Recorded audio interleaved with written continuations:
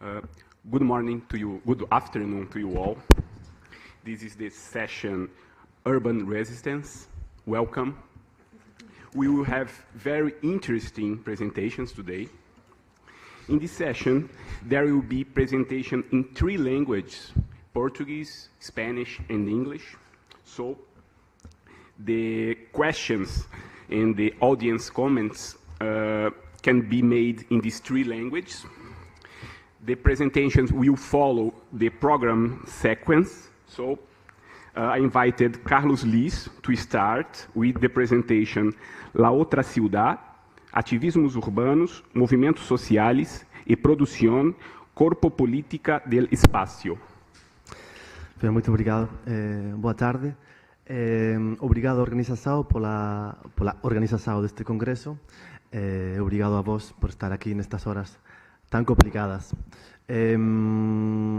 Well, like Otávio said before, I'll make this presentation in Spanish, so I apologize for being the first one, I think, to break this kind of consensus about the language. But I'll try to make it slowly, and if anyone at any time can obviously interrupt me, etc. And I'll try to translate to Spanish, Portuguese, or English, or whatever. Vale, mi presentación, ya la habéis visto, el nombre, se llama La Otra Ciudad. He decidido comenzar la presentación con esta imagen. Quizá conozcáis Las ciudades invisibles de Italo Calvino, Invisible Cities de Italo Calvino. Esta sería la ciudad de Otávio, que como quizá ya sepáis, es una ciudad que él nos describía como suspendida en el abismo, una ciudad telaraña hecha de, digamos, de nudos, de nodos y de redes, y una ciudad frágil, ¿vale? Una ciudad suspendida, por tanto, en el espacio, que sabe que la resistencia de esa red, de esa telaraña, tiene un límite y es frágil. Bueno, trataré de pensar esa otra ciudad, la ciudad activista, ¿no? Un poco la ciudad que también evocaban las compañeras y compañeros antes, la que evocaba Raquel y compañía. Esa otra ciudad, digamos, la antítesis de la ciudad oficial, de los planificadores, de los técnicos, de los expertos, se puede interpretar también un poco como esta ciudad invisible a la que evocaba Italo Calvino. Bien, ¿se me escucha bien? Can you hear me? Okay. Siempre que hablamos de la producción del espacio, que es un poco el contexto también de este congreso, generalmente hablamos de la producción del espacio fundamentalmente a través del punto de vista de la economía, ¿no?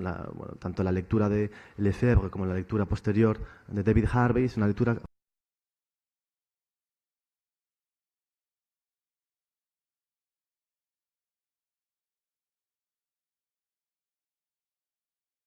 traigo hoy aquí es qué pasa con el cuerpo, ¿vale? ¿Qué pasa con los cuerpos? ¿Dónde está el cuerpo? ¿Qué relación puede haber entre el cuerpo y la ciudad? ¿Vale? Sobre todo cuando hablamos de procesos como gentrificación, etcétera, etcétera.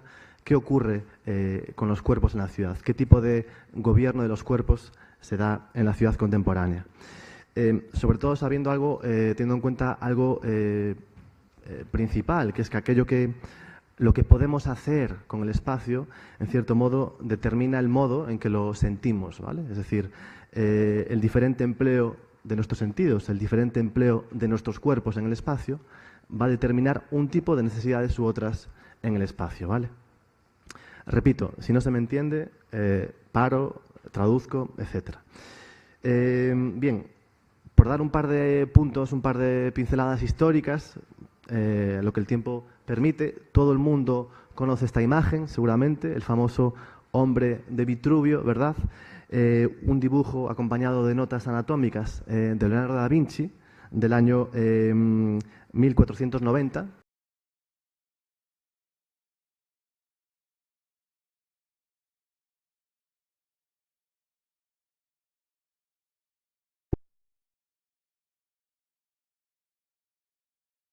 De las proporciones ideales del cuerpo humano, es un dibujo que en una figura matemática, digamos, trataba de sintetizar, digamos, los atributos, las proporciones ideales matemáticas del cuerpo humano. Como veis en la imagen, el cuerpo del hombre está entre un cuadrado y una circunferencia. Es una figura, digamos, casi exacta, matemática, con unas coordenadas precisas. Bien, como digo, esta imagen venía de los textos del arquitecto de la Roma antigua, Vitruvio, Y estos textos sobre el cuerpo de Vitruvio acabarían traduciéndose, acabarían pasando del cuerpo a la ciudad, ¿vale? Es decir, las proporciones de nuestra anatomía, creía Vitruvio, tenían que encontrar su traducción en la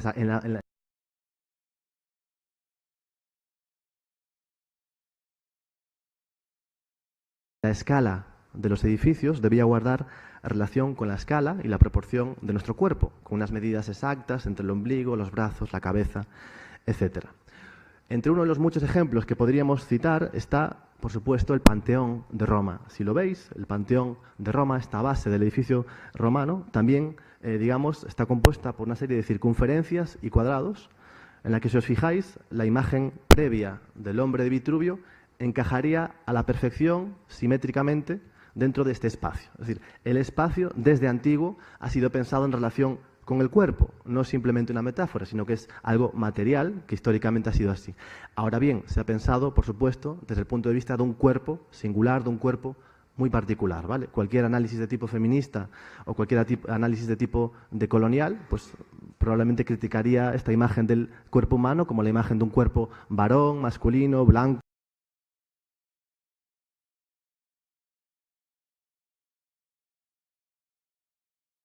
de un tablero de ajedrez, ¿ok? Chis, ¿okay?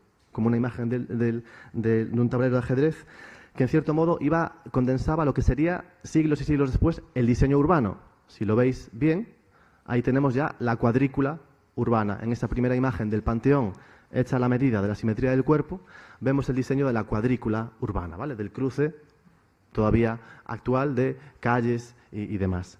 Bien, por supuesto, como decía, la imagen del cuerpo proporcional traducida a la ciudad, al espacio, era la imagen de un cuerpo singular. Este cuerpo, por ejemplo, ya no cabría en el Panteón de Roma. Su simetría, sus proporciones, son las de un cuerpo otro, las de un cuerpo distinto. Esta es una imagen sacada de un activismo que está hoy en auge, un activismo cada vez más importante, que es el llamado Fat Activism, ¿okay? O activismo gordo, ¿vale? Es decir, cómo las ciudades también se han pensado en función de unos cuerpos con unos parámetros muy restringidos, muy singulares, y con unas proporciones muy restringidas, en cierto modo, ¿vale? Bien, podría poner muchos más ejemplos históricos, solamente pondré uno último más para ir acelerando, que es el modulor de Le Corbusier, ¿vale? Esto ya es años 40, años 50, como de nuevo una figura matemática del cuerpo humano, como la anatomía del hombre, del cuerpo humano, se traduce en multitud de edificios. En este caso vemos la famosa unidad habitacional de Marsella, ¿vale? Uno de los edificios que Le Corbusier creó en función de esa simetría, de alturas, de medidas, donde cada cuerpo tenía que ocupar un espacio determinado, ¿vale? Intentando perseguir lo que hoy está también tan de moda, que es la llamada escala humana, ¿vale? Human scale, ¿ok? How to build, construct cities en función de este cuerpo medido matemáticamente. Bien, históricamente, por tanto, siempre ha habido una relación entre el cuerpo y la ciudad, ¿vale? Siempre una relación between body and the city. Y cuando hablamos de la producción del espacio, por tanto, tenemos que, o creo que deberíamos también atender a esta producción corporal del espacio, ¿vale? En tanto, una producción política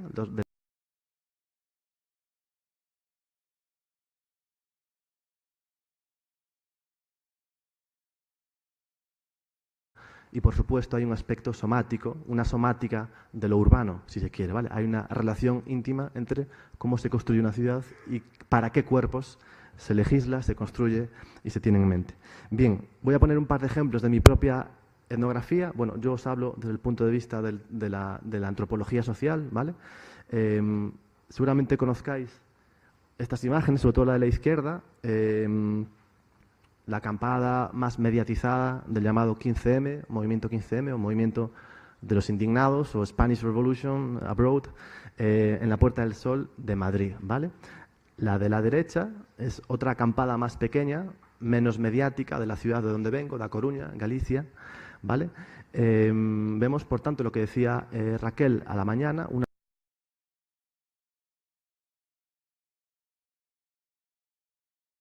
también la ciudad no solo es el escenario de la acción, sino es aquella materia sobre la que hay que actuar, es aquella materia que hay que transformar, ¿vale? Entonces estamos hablando, estoy intentando hablar, por tanto, de una doble materialidad, la materialidad del cuerpo y la materialidad de la urbe, ¿vale? La materialidad del espacio urbano. Las acampadas del 15M, entre otras cosas, suponían una manera de reimaginar el espacio público, de reimaginar el espacio urbano, ¿no? Esa otra ciudad que evoco se construía, digamos, colectivamente, en abierto, al modo de un tipo de arquitectura social, en gran medida también, aunque con muchas diferencias, por supuesto, traduciendo ciertas experiencias ya de mucho más viejas de América Latina, de construcción popular, de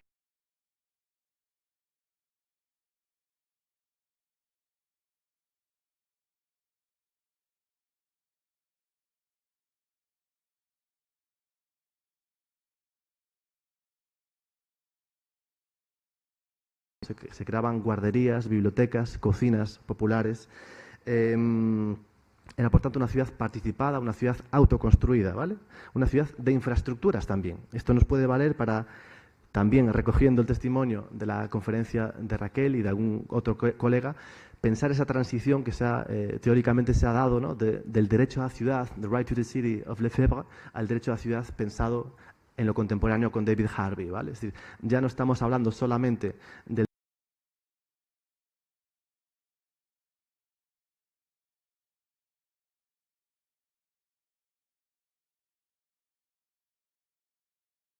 un doble sentido, la materia, como diría Judith Butler, de los cuerpos y la materia del propio espacio de la ciudad. Bien, se buscaba una ciudad más abierta, más inclusiva. Voy fatal de tiempo. Ok. I'll try to be more fast now. Ok. Un derecho a la ciudad colectivo y ya no individual y, por tanto, que tenía que ver con la intervención directa, no solo con recibir los recursos, el acceso a recursos, sino con intervenir directamente en el territorio. Seré rápido. Esta es una de las experiencias más interesantes para mí que ha dado el 15M, el movimiento sin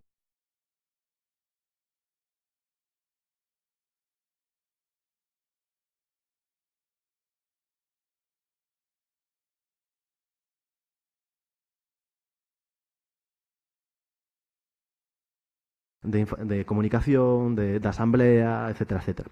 También se crearon en las principales ciudades comisiones de diversidad funcional. ¿Todo el mundo entiende el significado de diversidad funcional? ¿Sí? Vale. Gente por tanto, con funciones diversas, con cuerpos diversos, que no encajan, por tanto, en el patrón del hombre de Vitruvio, que, digamos, que se politizan públicamente en las plazas y que deciden politizar, además, el espacio y politizar el diseño, ¿vale? La organización y el diseño. Lo que veis en la imagen de la derecha, no sé si lo apreciáis muy bien, pero es una rampa, ¿vale? A ramp, no sé cómo se dice en portugués. Una rampa para una silla de ruedas, ¿vale? Silla de ruedas para wheelchair, ¿ok? Una rampa autoconstruida, portátil, dinámica, móvil, que los propios activistas de la Comisión de Diversidad Funcional, es decir, la propia gente con sus cuerpos diversos, construyó, diseñó políticamente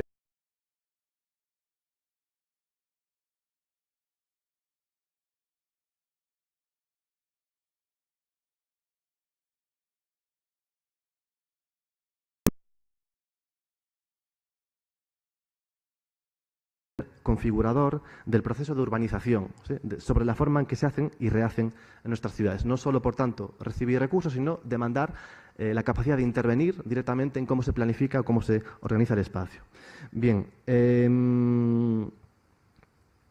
por tanto, hay una triple politización, si se quiere, una politización de los cuerpos, de los espacios y, en este caso, del diseño urbano, ¿vale? Sobre todo en este colectivo, nacido a raíz de esas acampadas, que es el colectivo En torno a la silla, que, digamos, juegan con cómo crear, diseñar espacios urbanos, materiales accesibles para esos cuerpos más diversos, ¿vale? Entonces, se politiza la accesibilidad y se politiza la accesibilidad a través de esa intervención directa de la ciudadanía. Es, en cierto modo, un activismo desproporcionado, si se entiende el juego de palabras con respecto a las proporciones de Vitruvio. Es un activismo fuera de las proporciones clásicas, ¿vale? Bien, ya voy terminando. Otro de los ejemplos etnográficos de mi propio trabajo de campo es el de la critical masa crítica, the bicycle, un objeto, political object, un símbolo que repiensa la relación, de nuevo, entre el cuerpo y la ciudad, ¿vale? ¿Cómo podemos hacer las ciudades, si se quiere, más cercanas a la dimensión de un cuerpo a través del uso de una u otra tecnología, ¿vale? Si el carro, si si el coche alarga la ciudad, la bicicleta, en cierto modo, para estos activistas es un mecanismo de reequilibrarla, de volverla, digamos, a recentrarla, ¿vale? La ciudad llega hasta donde puede el cuerpo, ¿vale? Bien, estos activistas, como 2 minutos. Bueno, estos activistas reclamaban, por tanto, una ciudad más humana, entre comillas, una ciudad 30, ¿okay? Donde la circulación de los vehículos solamente pudiese desarrollarse a un máximo de 30 kilómetros por hora. En la imagen de la derecha tenemos la masa crítica parada, ¿okay? De masa crítica parando el tráfico. En cierto modo, podemos pensar también, evocando de nuevo a Henri Lefebvre, cuando hablaba del ritmo análisis, ¿vale? La ciudad tiene diferentes ritmos. La masa crítica, la bicicleta, la podemos pensar, a mi modo de ver, como una máquina de ritmos, es decir, una máquina, un objeto con el que desacelerar, con el que cambiar el ritmo de la circulación, y al cambiar el ritmo de la circulación, cambiar también el ritmo de la vida cotidiana, ¿vale? Bien. Tenía más ejemplos, pero, por ejemplo, este es un ejemplo de una mujer, Aurelia, que fue desahuciada, evictions. We talked before about stop evictions in Spain. This is a singular case of my city, a Coruña. In this case, the body is the body of an ancient, el cuerpo de una persona mayor, ¿vale? Expulsada de su entorno.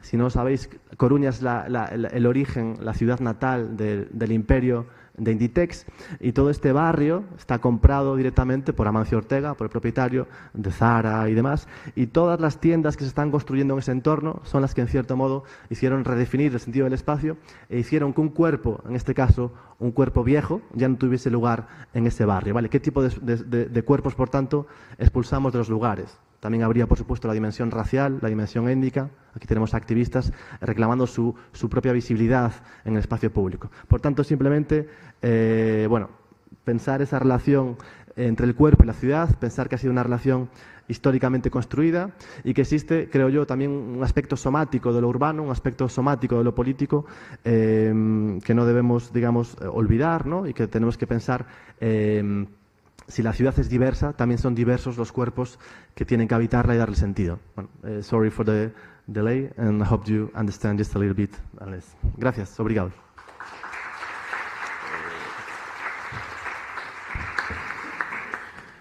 Muchas gracias, Carlos. I know it's very difficult to make presentations in 15 minutes. It's a short time.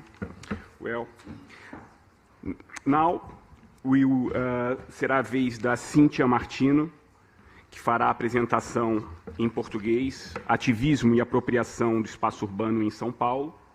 So, you can go there. CINTIA Marino will now make the presentation, Ativismo e Apropriação do Espaço Urbano em São Paulo.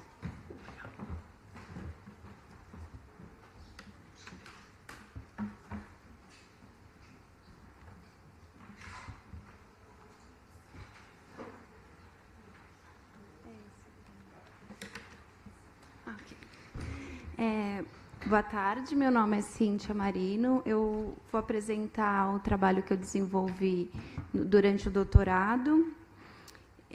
O meu tema, em continuação à apresentação anterior, o meu tema ele surgiu nessa época de grandes manifestações pelo mundo, né, que começou aproximadamente em 2009 e no Brasil aconteceu em 2013.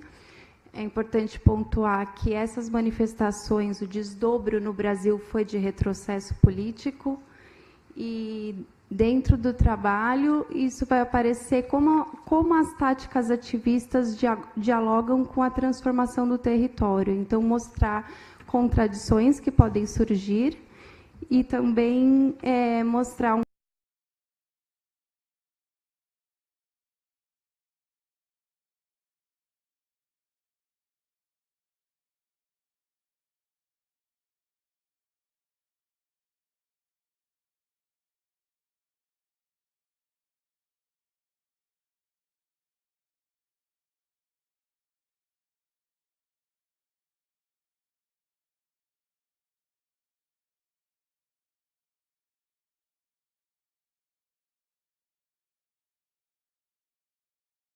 curto, mas o artigo ele diz respeito a 2 territórios. O primeiro território é um elemento infraestrutural que, hoje em dia, ele tem 2 funções. Então, parte do dia ele é uma via expressa elevada e, à noite, aos finais de semana, ele é apropriado pela população espontaneamente. Aqui é a foto aérea do elevado, que é conhecido como Minhocão, em São Paulo. Tem 3,5 km de extensão. E conecta o centro da cidade e a zona oeste. Então, ele tem uma grande importância enquanto conector viário na escala metropolitana. Quando foi construído nos anos 70, foi na época da ditadura do Brasil, e foi uma obra imposta, que da noite para o dia foi construída no centro da cidade, numa área já verticalizada, que, como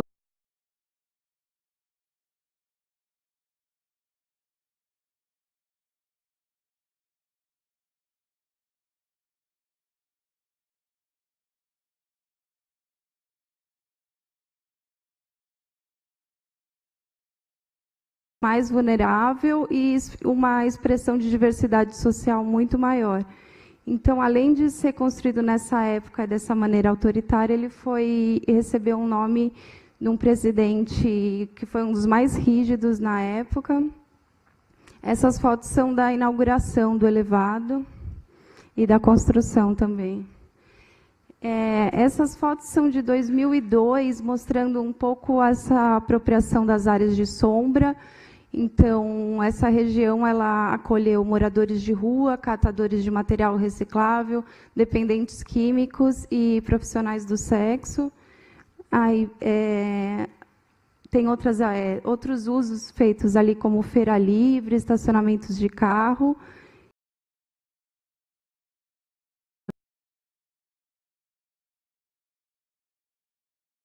Chegada dessa infraestrutura. Poluição atmosférica, poluição sonora e visual. Ela representou uma barreira durante muitas décadas na cidade entre um bairro que já era mais de classe média alta e uma parte do centro que sofreu essa desvalorização. Essas fotos elas são de 2002. A partir de 89, essa via ela parou de funcionar, ela foi fechada. O trânsito, pensando um pouco no sossego dos vizinhos, foi fechada à noite e finais de semana e passou a ser apropriada, tendo essas 2 funções. Então, nessas fotos foram de 2002, dá para ver o pessoal jogando futebol, alguns vendedores ambulantes, uma feirinha de artesanato, que também foi incentivada pela prefeitura na época. E, nessa época, era permitido outdoor em São Paulo, então é interessante ver essa transformação que aconteceu nos últimos 16 anos. A partir dos anos 90, em São Paulo, em vários lugares do mundo, surgiram coletivos de arte que tinham um sentido questionar o uso da cidade com intervenções sensíveis, né, que buscava atingir as pessoas que estivessem usando aquele espaço público. Então, no Minhocão, aqui eu trouxe 3 iniciativas. A primeira é do coletivo Bijari, que chama Praças Impossíveis, no sentido de questionar o uso desse espaço de passagem enquanto espaço público e a falta de verde no ambiente urbano. Está melhor assim?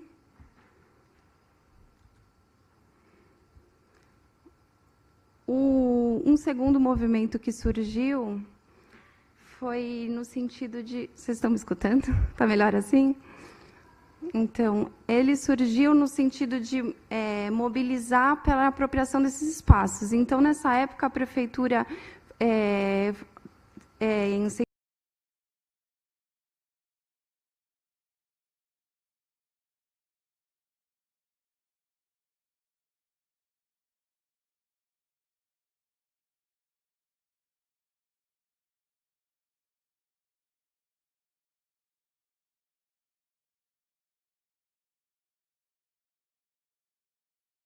de energia sustentava essa dinâmica de ocupações.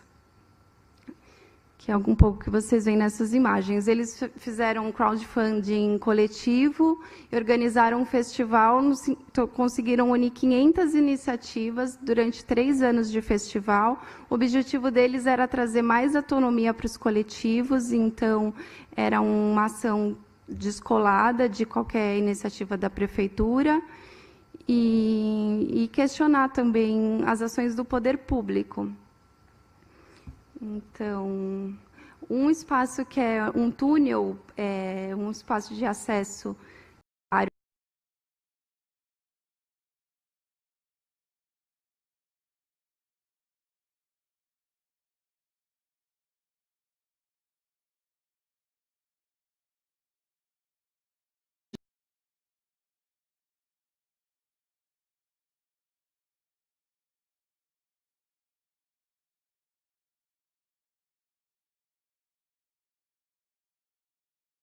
o Jardins Verdes, que é uma questão questionável por ser um termo de ajuste de conduta de plantio de árvore, mas enquanto ambiente urbano trouxe uma animação para esse espaço, e iniciativa privada também, food truck.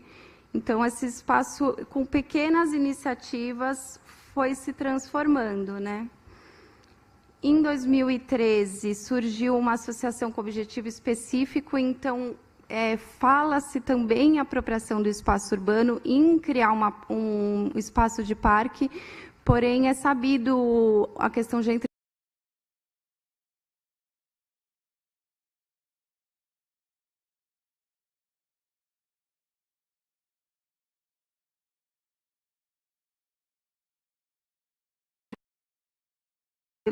a luta pelo direito à cidade, quando ela foca em uma demanda, pode prejudicar outras demandas, né? No caso, por exemplo, habitacional. Essa primeira imagem, não sei se aí dá para ver, ficou um pouco pequeno, mas essa associação já tinha como ideia o Highline, é patrocinada por um empresário, então já não é uma iniciativa de base, que é um pouco o que pode surgir também por não ser um movimento de base. Uma das coisas mais importantes com intervenções temporárias é você ativar a comunidade para construir aquele espaço. E essa associação, ela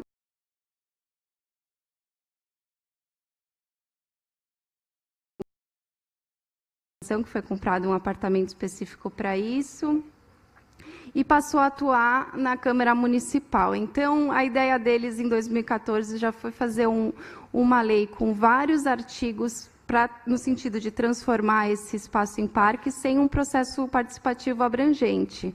O que aconteceu foi surgiram 2 grupos de oposição a essa iniciativa, e é interessante notar que um grupo é de extrema-direita, então esse grupo ele é contra, por exemplo, ONGs que acolhem moradores de rua e contra a apropriação do espaço público. Esse grupo, ele atuou no Ministério Público 3 inquéritos civis no sentido de proibir o uso desse espaço como espaço de lazer. Alegou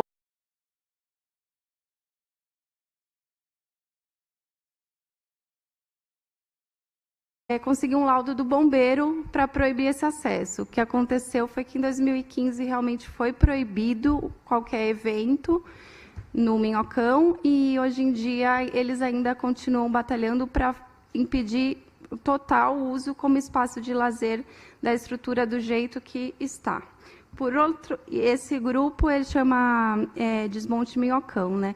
A associação, em 2014, não conseguiu aprovar essa lei, mas, com o tempo, conseguiu aprovar aos poucos. Então, o fechamento ao sábado acontecia à noite, passou a acontecer mais cedo, e o fechamento durante a semana eles também conseguiram mudar, conseguiram aprovar que o nome fosse alterado. Então, com essas pequenas alterações, incentivaram também a visão coletiva da cidade, e inclusive dos empreendedores imobiliários, sobre a transformação daquela área. Então, a gente vê como que o espaço, a ideia de apropriação do espaço público pode ser cooptada mercado, né? Hoje em dia, essa primeira imagem mostra o fechamento. Uma outra associação de bairro de também caráter conservador fechou esse túnel, que é conhecido como Buraco da Minhoca. Então, hoje em dia, quando não está aberto para os carros, está totalmente fechado. E em cima do Minhocão ainda existem as atividades de dança, de corrida, de ciclismo. Então, é um espaço bastante usado.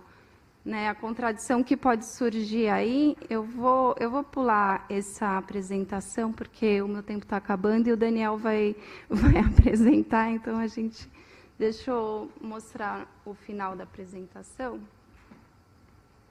Deixa eu ver. Ops.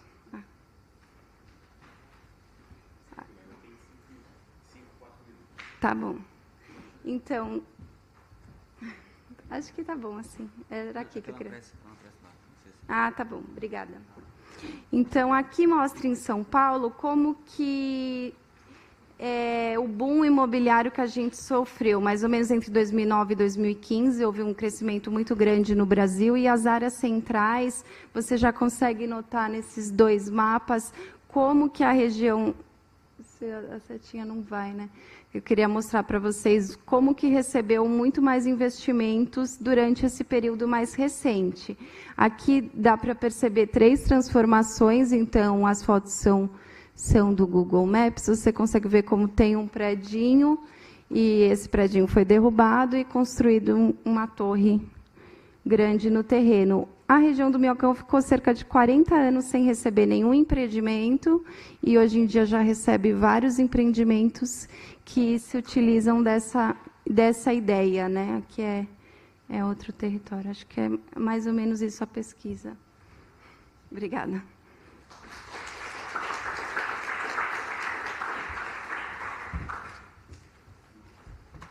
Muito obrigado, Cíntia. Foste mesmo...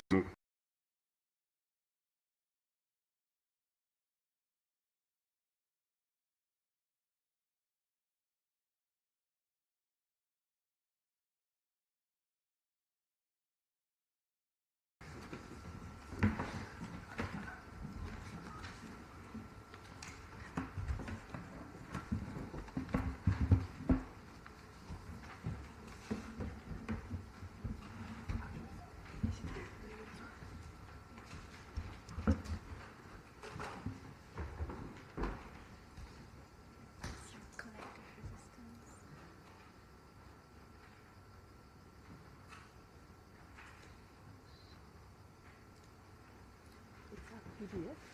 Yeah, it's a PDF. Okay.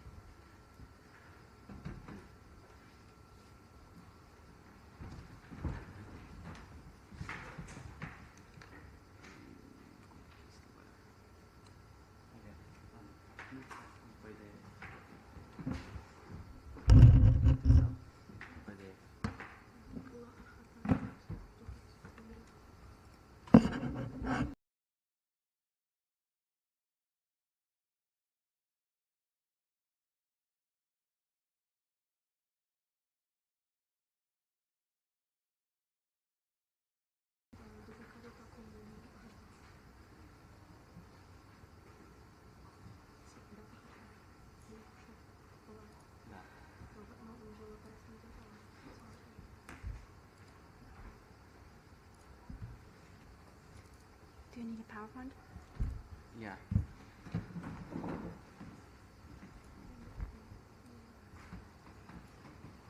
Quem está mexendo? Já apareceu, já está.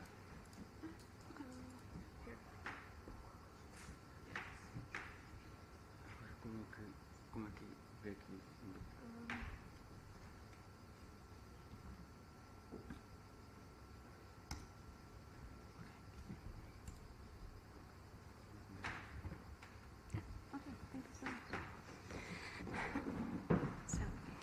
Hi everybody, my name is CAROLIN GENZ. I'm an urban anthropologist from Berlin, Geography Department at Humboldt-University. And today I want to speak about the collective resistance and the reclaiming of the right to the affordable city in Berlin. Recent developments in Berlin and in other major cities worldwide show increasing foreign real estate investment and the sale of public property by the city. At the same time, more and more activists arise to reclaim their right to the city and create new forms of collaborative cultures. My case study brings to light the activist urge for collective action against neoliberal development processes.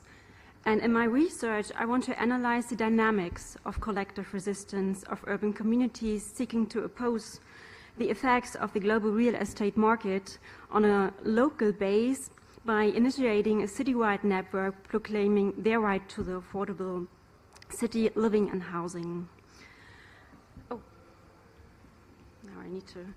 I just structured the input a little. I want to tell you some things and insights about the Berlin case and talk about the network and the practices of collective resistance and its challenges and chances, to open up the discussion in the end on the question on the right to the city to everybody or to all, especially to affordable housing. I just wanted to make transparent that the case study on the collective resistance is part of my research on urban resistance and the uprise of civil society. So I had like 3 case studies, one in Toronto, one in Berlin, and another one in Berlin on especially elderly people who are trying to resist rising rents, as nobody is paying a lot of attention to them in research on urban movements. The research questions I stated were which terms of collectivity help to understand the practices of resistance networks, and how can we actually define urban resistance, and how this collectivity as a form of urban resistance can be produced and sustained on a long term, and from a methodological point of view, how can it actually be tracked? And how the internet especially empowers and unfolds the modes of collective resistance. My findings so far, after 3 years of research on this, are that in the current phase in Berlin, collective resistance is only possible in a temporal level and cannot sustain on a long term for effective impact on the housing market. And the second is that the different perspective of the movements can allow us to understand the problems behind the activities and therefore analyze the power structures of conflicts referred to the city and the perspective of the city as a whole. I will explain this later. Well, first, let's dive into the Berlin case. I found this postcard in Vasa last year. If you cannot make it in Berlin, you won't make it anywhere. This evokes contradictional feelings, especially... Oh, I'm sorry. I'm sorry. The card is from Wasser, and this evokes contradictional feelings, especially when it comes to the question, how do you compare affordability on an international scale? So when we look into Berlin, we have a rent increase of 76% since 2008. And the reasons for this are various from a historical, political, and structural point of view, specific on a local scale, but on the same time embedded in the development of the housing crisis on a global level. There's a current shift in Berlin, which you can observe. The municipalities are inventing instruments to fight, I say fight, the housing crisis with rent break or the prohibition law against Airbnb, so we're not allowed to do Airbnb anymore, which are both established, but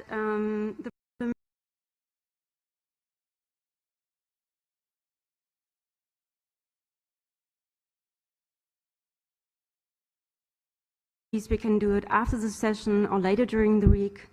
There are a lot of interesting aspects on that. But let's go into the numbers. So 85% of all Berliners are living in a flat for rent. 76% was a rent increase for flats with new contracts since 2008. And 47% of all Berliners are afraid of losing their flat within the next 2 years because they can't afford the living anymore. And the interesting thing now is this 265 initiatives came together this year for collective resistance against rent increase and the sellout of the city. on a demonstration against the insanity of rent increase in Berlin. Just wait a moment. It was one of the biggest demonstrations against rising rents since the fall of the wall. And I had this quote from Twitter on that day for a city of solidarity. If a coalition of over 240 groups, ranging from the evangelical church to the radical left, which is really strong in Berlin, came together with one aim, then today's demonstration seems to articulate a problem that affects the entire urban society. So what does that mean now? It is a sign for hope, or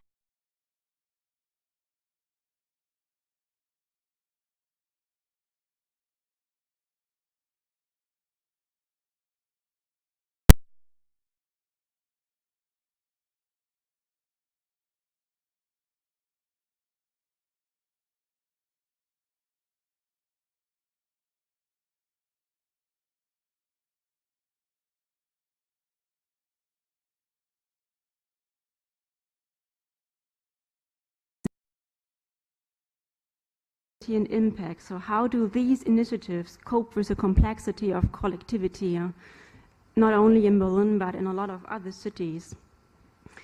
And now it's getting tough. I have like 3 scales. The digital scale, there the collectivity and the resistance is really visible, and yeah, you can just feel it there. It's Facebook, websites, and the power is bound by its visibility on social media and the internet. Then you have the public space, you have demonstrations, action days, urban interventions, and you see like a face-to-face collectivity during these demonstrations, as the demonstration had 25,000 people coming there and resisting. But then there is a third one, and that's a tough one, because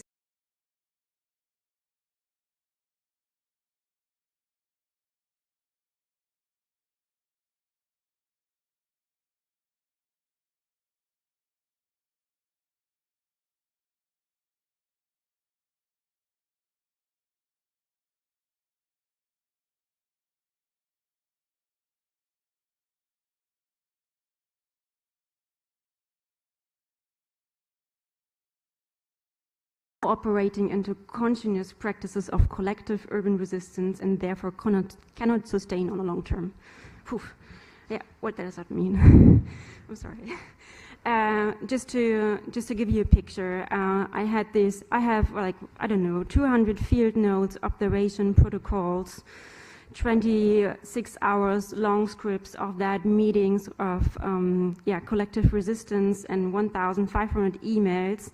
And I tried to analyze them, and I found that there is a lack of diversity. There are gender troubles, so we have very often, male, white, creative class people in the middle of their 40s or their 50s, sometimes activists from the 68 movement, which are not capable to leave the stage or speaking just to speak, and are not for speaking for the collective, but for their very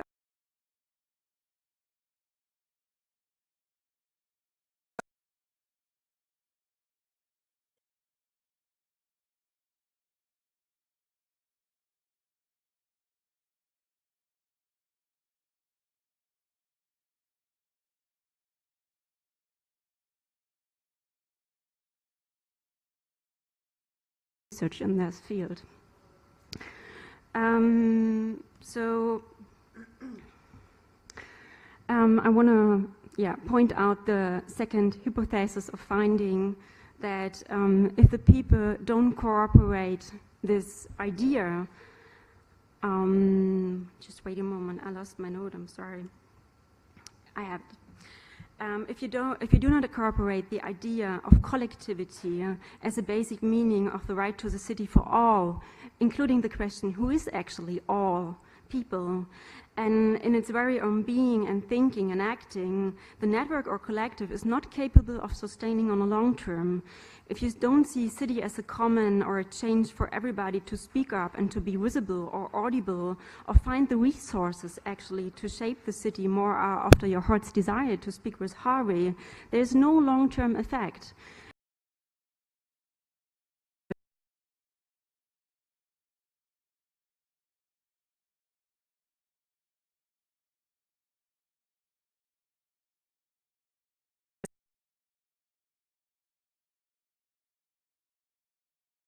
you have to put into analysis and into critique. Thank you. And I'm working on that. And the German sociologist André Holm was referring to Manuel Castells and the urban question, and he suggested that the approach is the analysis and the research on protest in the urban context as a starting point to understand urban society as a whole. So the differences you see in the movements and the collectives and the networks and all these shifts and challenges, actually, they give you a picture how actually urban society works at the moment. So the other question was the right to the affordable city 50 years after Lefebvre. And I would claim in this point that there is no right to the city for everybody. There can't be a right for city for everybody as it is not embedded in the law.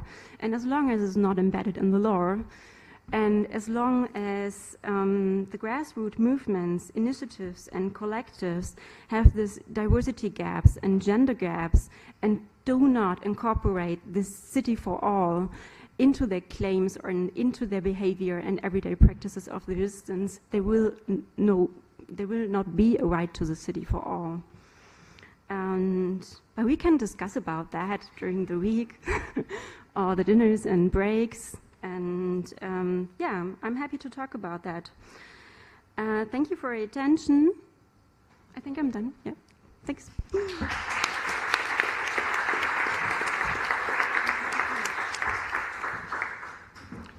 Thank you, Caroline. Leslie PARRAGUEZ, are you ready? She will make the presentation Struggle Where We Study or Study Where We Struggle. Underestimated spaces of youth.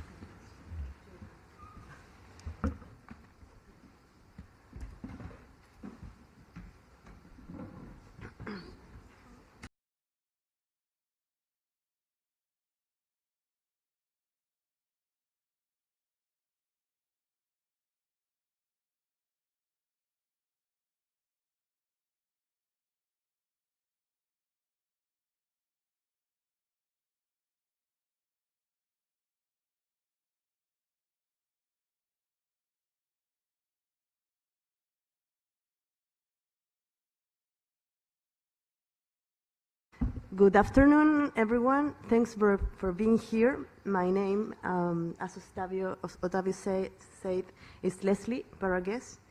And today I'm presenting the results and in-progress conclusions of my postdoctoral research. Can you raise your hand if you have heard something about the 2011 student movement in Chile? Okay, the half. Yeah, okay, half of you. So I'm going to introduce a short introduction about it. In 2011, after 40 years since neoliberalism was imposed in Chile by economic and repressive shocks,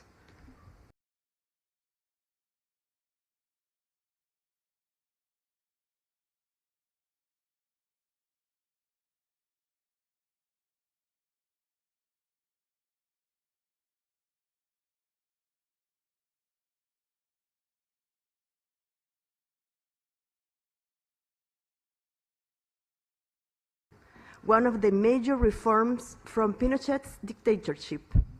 Similar to student movements in Quebec, London, and Mexico City, the Chilean student movement has been fighting against the pernicious effects of neoliberalism within the educational system with the objective of recovering the public character of education. Due to the force of these radical movements, understanding their emergence has generated great interest. In Chile, most researchers have focused on the process of neoliberalization in education, looking for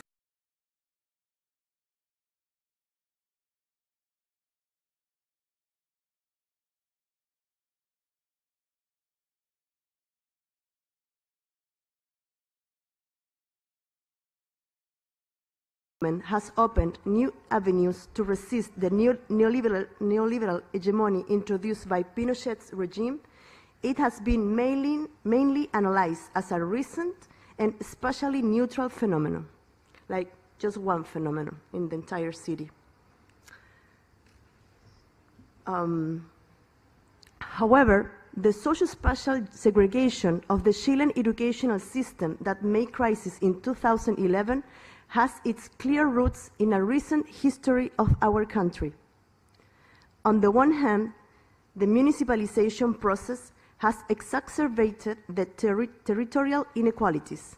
In the case of Santiago, the capital city, the administrative subdivision that occurred in 1981 increased the number of municipalities from 16 to 34 under a thought process rooted in social homogeneity.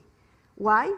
Because during Pinochet dictatorship, the poorest inhabitants of the capital city were massively moved from the richest areas to the periphery, as you can see in this,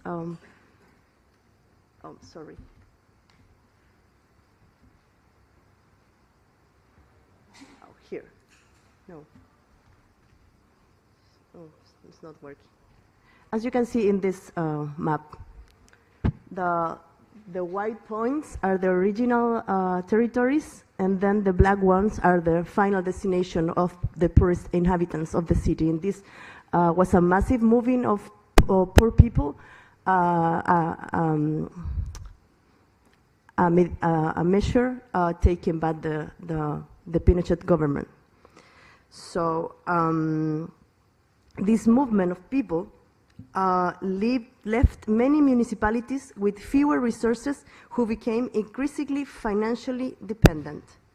For instance, property taxes represent 50% of municipal income. However, as you can see in this map, no, it's not. I'm sorry, I don't know how this is not working. Okay.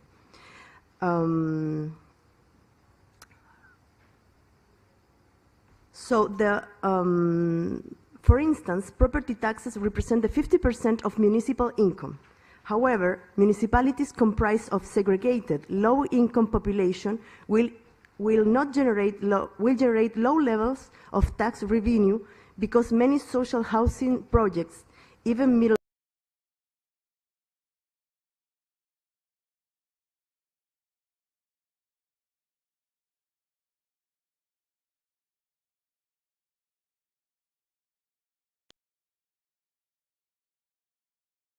private services.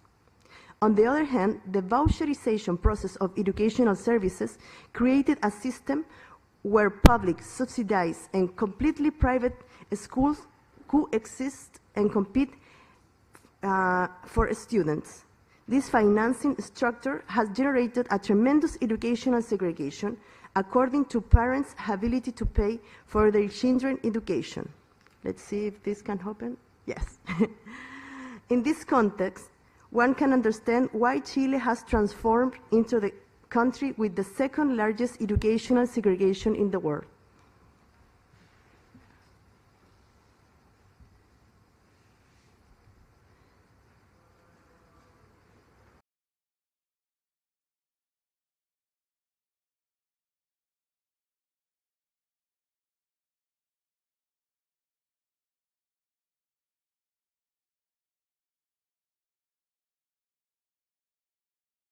Performances, while crucial for public recognition, do not offer evidence to sustain the hypothesis that the process of students' resistance formation was far of being spatially neutral. One way to demonstrate this was identifying the hot territories of mobilization.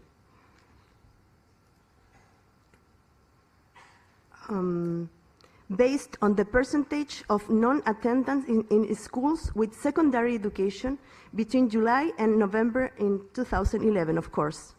The range was 10 to 100% of non-attendance, where 100% correspond to a 5-month occupation. Please keep in mind this map.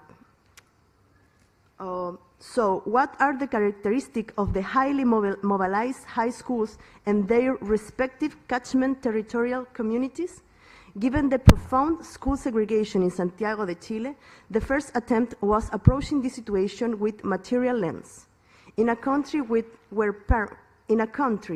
parents are not forced to enroll their children in schools within their neighborhood, socioeconomic residential segregation is highly correlated with school segregation.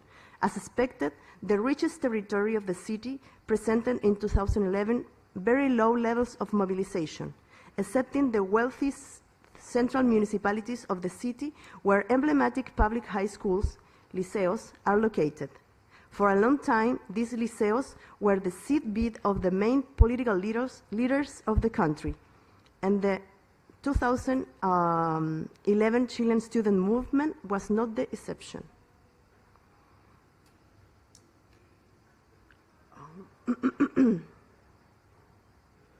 So, having in mind the powerful but increasingly conflicting history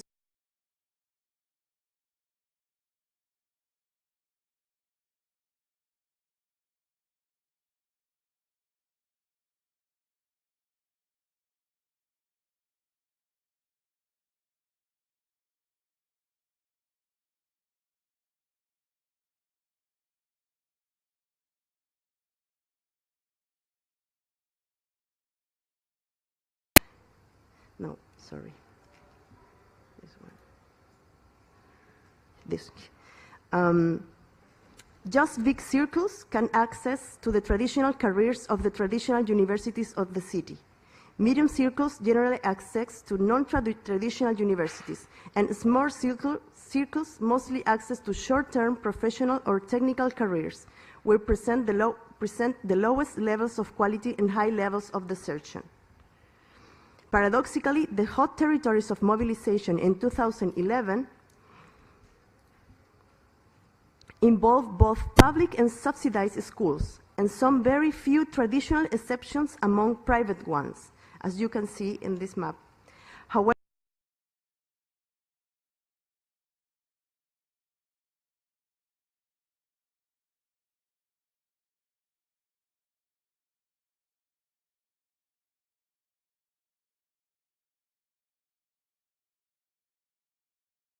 the city. Still, some areas presented very low political activity, installing the question, what are the characteristics of the passive high schools and their respective catchment territorial communities? Considering this result, I argue that upper-class private schools became spaces of training for the new generation of capitalist class. This is part of the depoliticization of education, an authoritarian process reinforced from academy and think tanks since the recovery of formal democracy in 1990. The elites have learned that private universities are not just a business, but are also ideological centers to train professionals under their principles.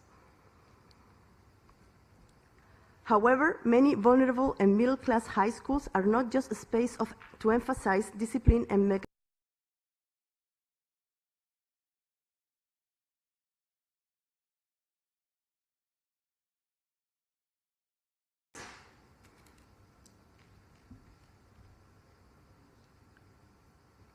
Considering that the Chilean student movement was not an elite mobilization in material terms, and an egalitarian mobilization in formal academic performance terms, what else was shaping the student resistant formation process of the highly mobilized high schools? Here is when the idea that the Chilean student movement has been a family matter gets very strong. As suggested, the mediating role of private spaces between consciousness and society under capitalism has received virtually no scholarly attention, despite families have been maintained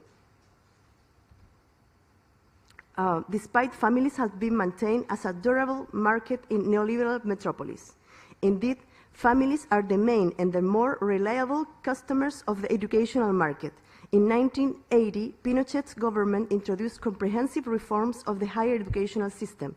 In doing so, the public sense of education was destroyed by the military regime, which defined education as a private economic investment. Among other changes, private but non-profit universities and other higher educational institutions could be legally created, and existing universities were changed so that they operated with the same principles than the rest of the new private universities: autonomy, depolitization, and the pursuit of profit.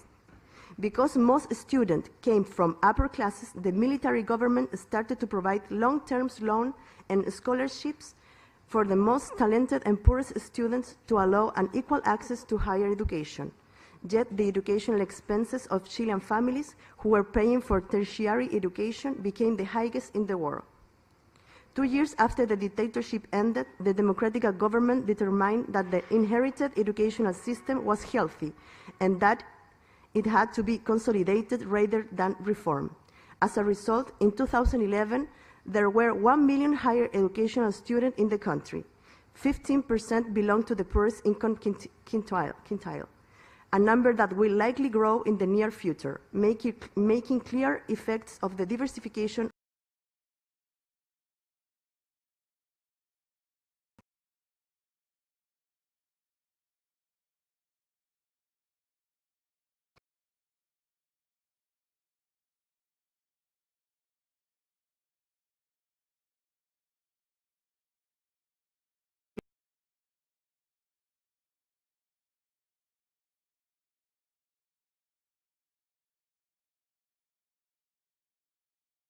democratic government's quest to legitimize its economic conservatism.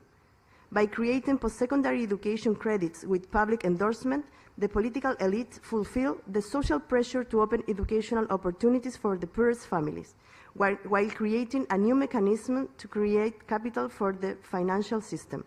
As a result, as you can see in map 13, the university family expectations are equally distributed in the city. I think it's, no, it's not that one. It's this one. Here you can see how the university family's expectations are equally distributed in the city, so it's not related with a socioeconomic level at this time. In terms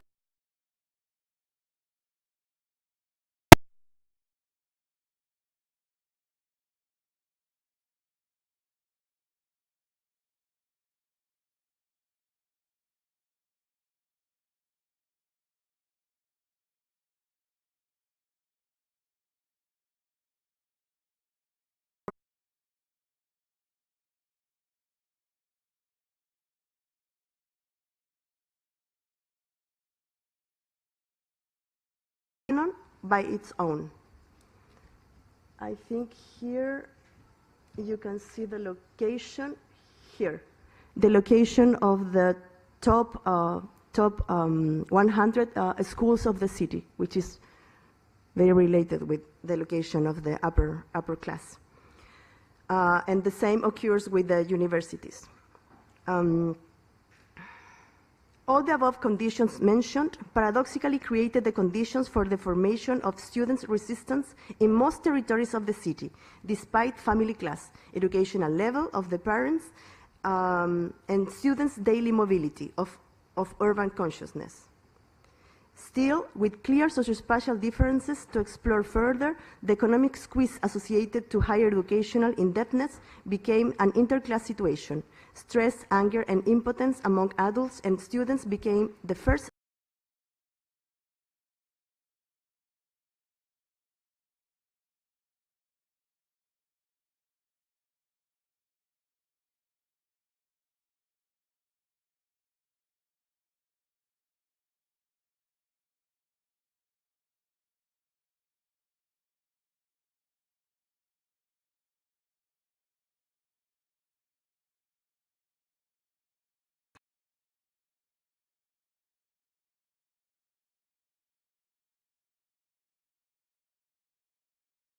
than 2 or 3 children, and all of them must go to university.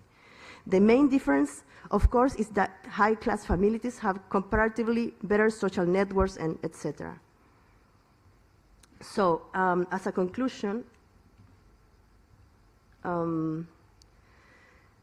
In this context, I propose to recover time-space dialectics in the study of urban social movements, particularly in a post-dictatorial neoliberal country where economic and repressive trauma persistently remains in the population, regardless political ideology. It is well known that the Chilean student movement, as most student movements, has systematically used two traditional forms of protest, occupation and marches. In addition, they are recognized for a remarkable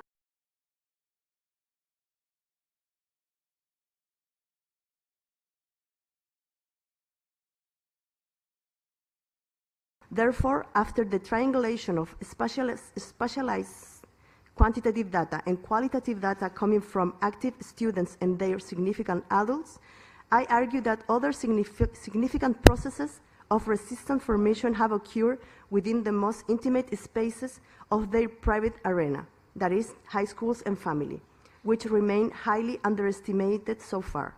Within these contested spaces, time means the conflicting encounter of different generations and their respective daily mobility experiences, interpretation of the recent past, and ideologies regarding social change. Thank you very much.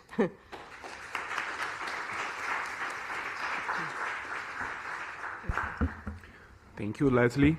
Finally, we will have Daniel Caldeira with the communication Novos Ativismos Urbano em São Paulo, Limites e Potências.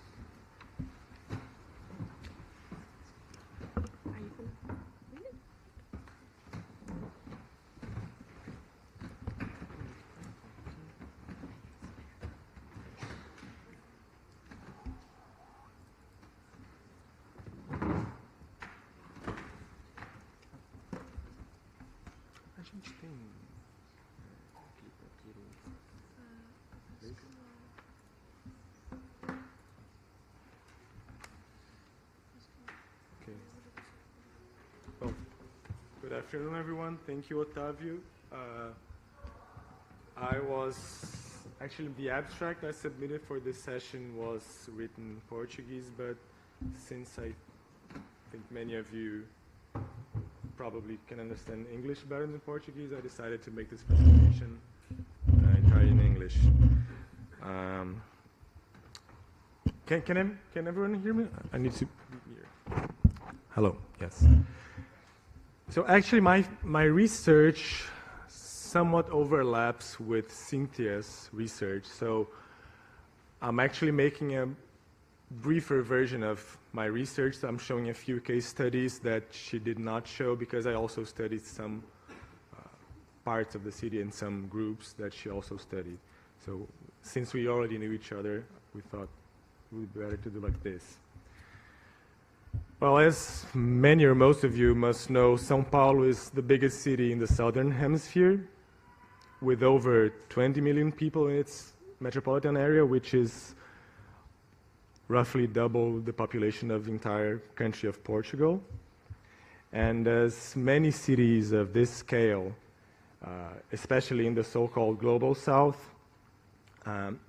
it's been marked really heavily by a kind of urban development that prioritizes, for instance, private automobiles instead of public transit.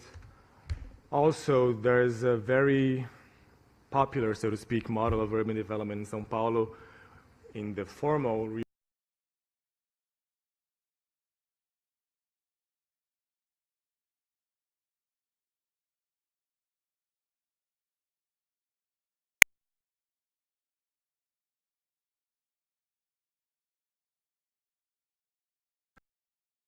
Also, a very important feature of this kind of representation of São Paulo is private spaces of sociability, like shopping malls, which are very numerous in that city. And as Cynthia presented earlier, in the past maybe 10 years or so, a number of groups, mainly operating within this kind of more, as Professor Honig said, more situationist approach, using art and games to occupy public spaces, challenging that view and that model of city that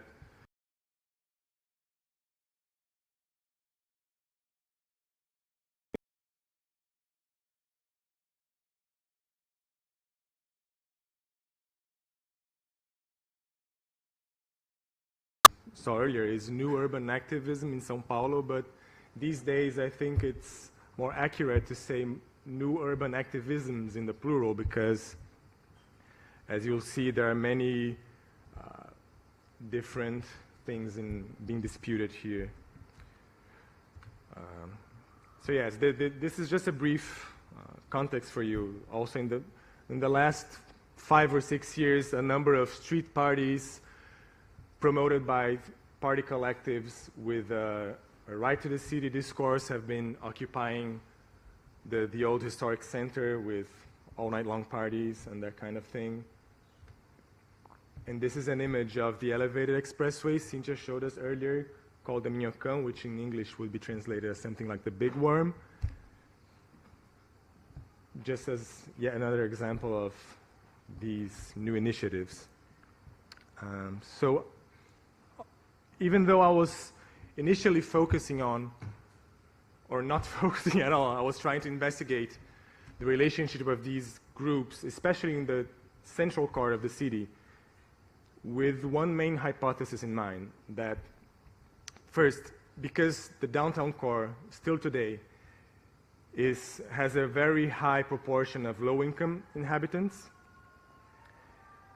and these groups I was interested in studying are integrated mostly by white middle-class people.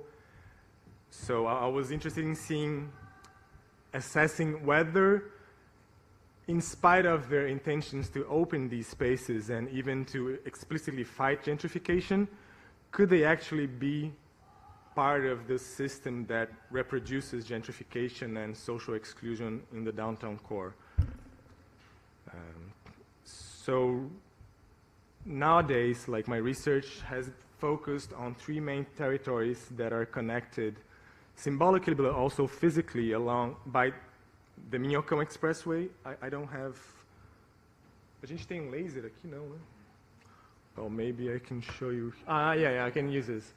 So the expressway, the Minhocão is here, but it also continues down here through a tunnel underneath Roosevelt Square and exits on this side, crossing the Bexiga neighborhood, which is a very working class neighborhood still today, going to the eastern districts of the city. So I'm going to briefly present my case studies. This is Terreiro Coreográfico, which is a wordplay. Terreiro in Portuguese with an I, not with a Y, is how temples of African Brazilian religions are commonly called. And they're a choreographic group. They got some resources from edital, how can I say that in English? There's some public resources from the City Department of Culture that they won like a bidding. So they got to develop a number of dance-related activities occupying this area underneath the viaduct, which used to be like a parking lot owned by the city but used by the state police. But since the state police left that area and these people started doing these activities, initially the whole area was fenced and walled, but gradually they were taking down the walls and the fences until one day the city itself removed everything, and nowadays it's mostly an open space, which soon after it was open was occupied by a very large number of homeless people, and also other groups from this neighborhood, such as an independent football school that on Saturdays afternoons they teach children how to play, also like a samba drum group that rehearses there on Sundays. But this specific group that I've been following more closely, they, let me see.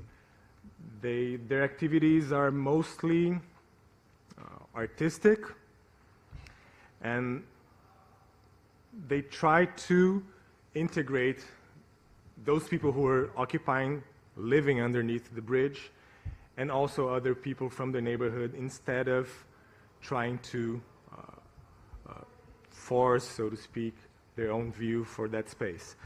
But paradoxically,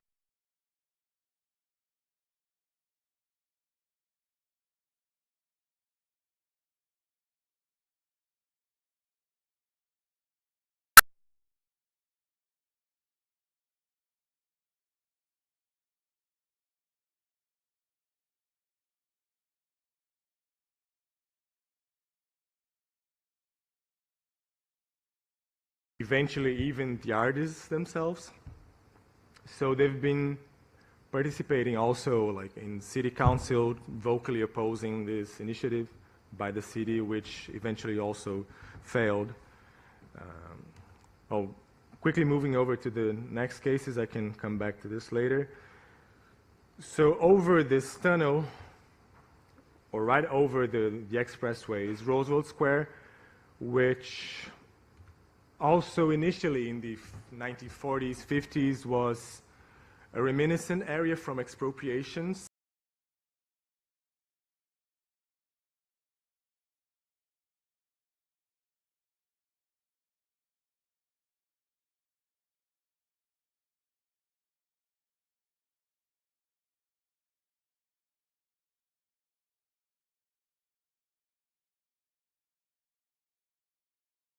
With the street level, but recently in 2010, if I'm not wrong, the city made a complete renovation of the square, which on the one hand has been criticized by architects and planners as perhaps a bad project and also a potentially gentrifying project.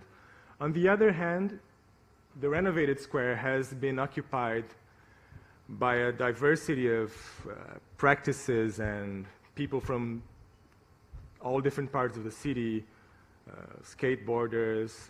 It's also a very important nightlife.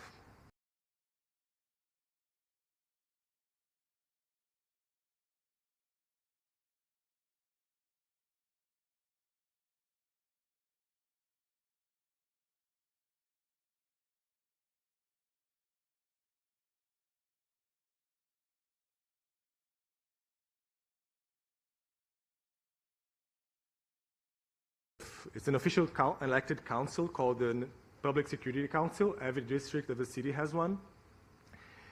And the council that oversees the square is currently presided by this very, very reactionary lady who has a very good relationship with the state and the municipal police, and has been trying to limit and curtail these more spontaneous activities on the square. So, for example, this council has managed to get a special, it's called a termo de ajuste de conduta. I wouldn't know how to translate it exactly, but it's not a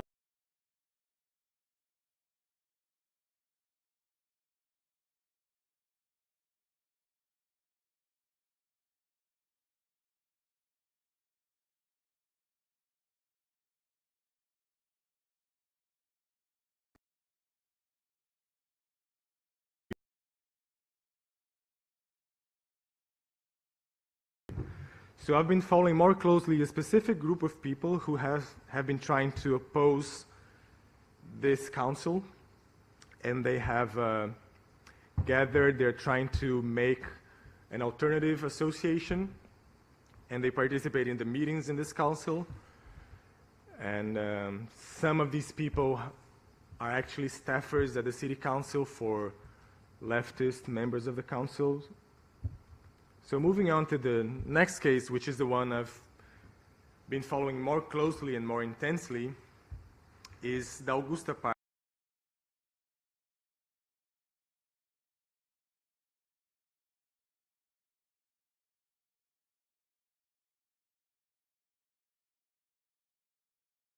Okay. Thank you. And it's been empty for about 40 years. It used to be like a girls' school. Then it became a parking lot, and several other uses like that were given to the lot.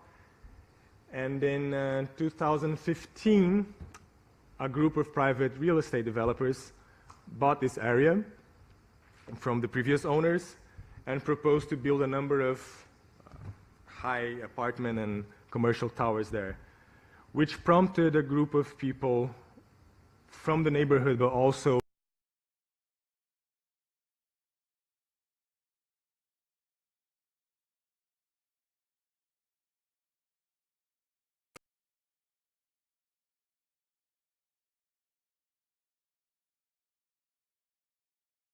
months during the summer of 2015, but they were eventually evicted, and since then they've been trying to fight for the implementation of this park by several means, also doing like public demonstrations, but also in close negotiation with public agents.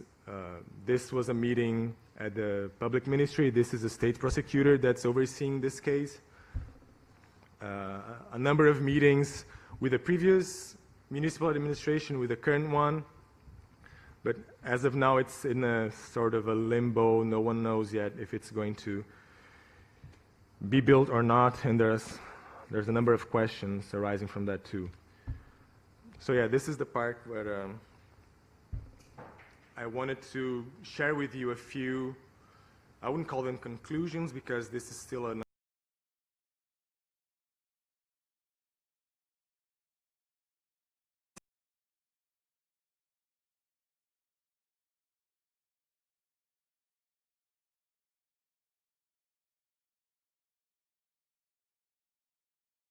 happening in the downtown core. First of all is what exactly is understood by public space or occupation of public space. Because, for example, the previous city administration was even, as CINTIA said, they even implemented a new, I'm not sure if you said it before, but there was a special department within the City Department of Human Rights to promote the rights of the city, and they were promoting, even with financial resources, some of these independent initiatives. But on the other hand, when the city delimitates what is and what is not to receive these resources, you might leave some activities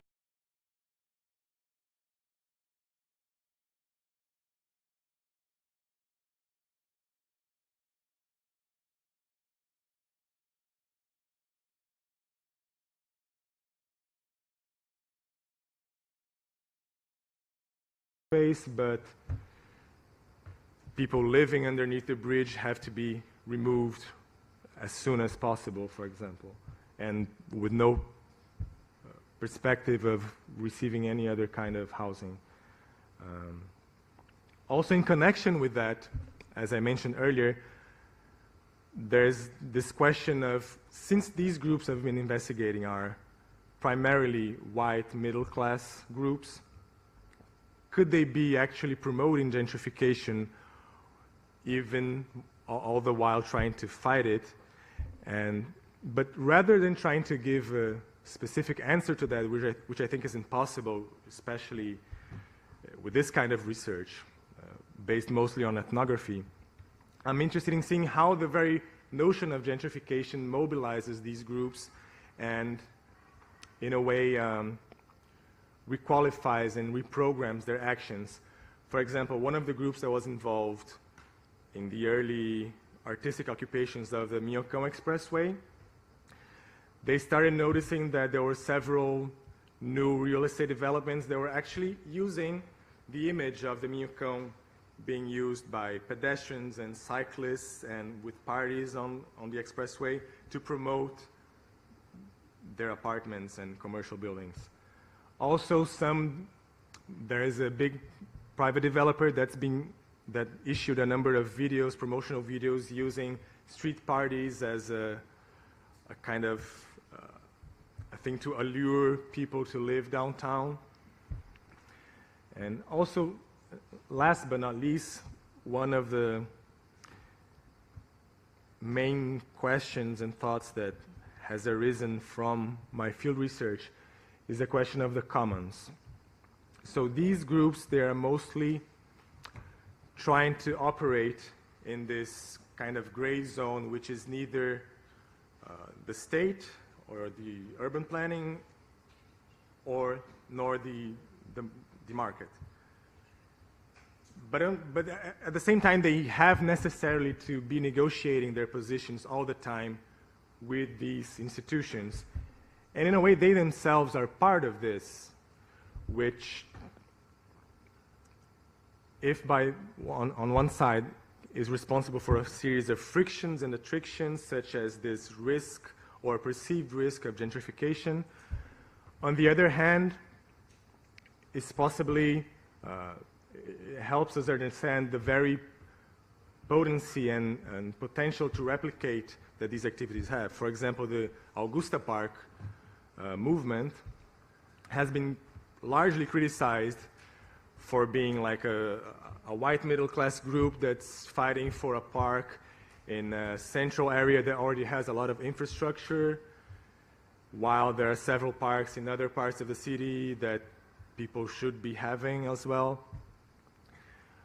But I think they can strategically or tactically use that very visibility they have and their connections with press and with the executive branch and with the judiciary branch to maybe not implement this specific park, but make that cause more visible and inspire other people and fight themselves for other territories. How much time do I have left? I could go on this one. Yeah, so the main point I would like to highlight here is that when these people are trying to change the structures from within the very structures they're part of, this kind of attrition and this kind of paradox comes up all the time. Are we fighting for gentrification but gentrifying on the other hand? Are we trying to promote a self-managed collective, a self-managed park, but at the same time we have to we have to found a formal association to fight for the right of having a non-formal kind of management. But at the same time, because they're part of the very structures they're criticizing, I guess here lies the very power that these groups have to promote some kind of change, even if small and incrementary. Yeah, I think these are the main thoughts I would like to share with you. I apologize for the incompletion because it's still, like I said, I'm in the middle of the research, so these are very preliminary conclusions. And if anyone's interested, here's my email address. I could share more of what I've been observing and thinking about. Thank you very much.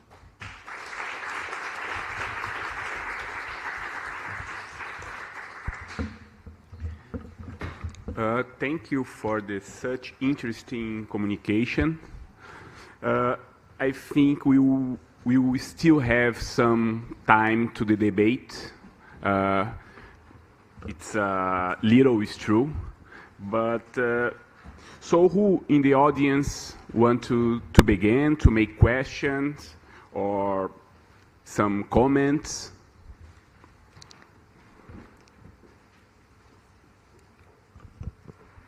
Oh, we have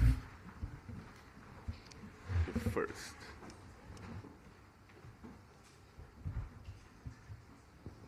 Maybe it was there first.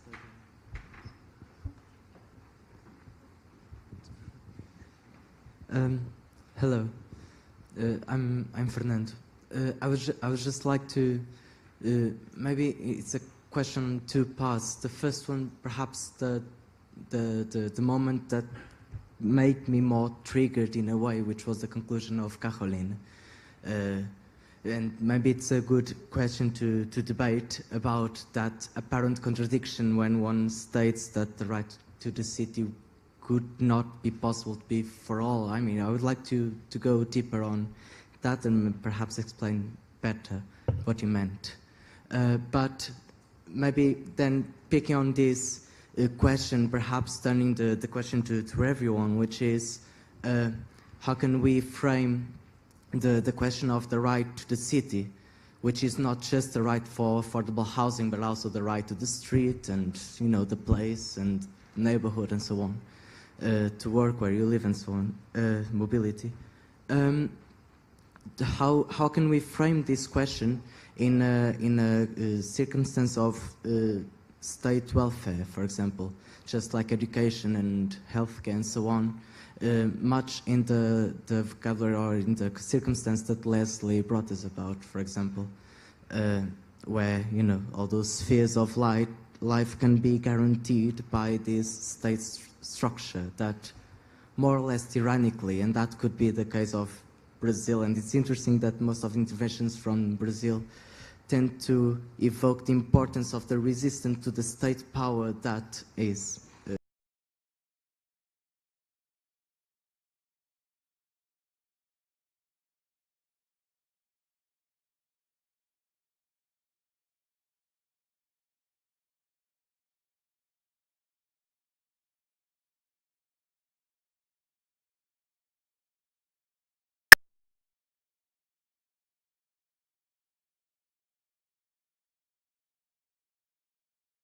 And they provoke us to discuss the question of the right to the city further and the new activism that is raising with different faces, but with a lot of common trends I see. And I see that the role of the body, as was pointed here, is very crucial, because it's not just and in the examples that both CINTIA and Danielle, but also the example from Chile and the students' movement, the occupation, it's very clear that we are not talking about exactly the same traditional way of organizing, or the same traditional way in which streets or space are a scenario where the movements express themselves, an agenda which is basically an agenda to conquer the state, articulated by parties, and then from the state point of view to introduce as public policy, which I consider was the practice of the last century practice of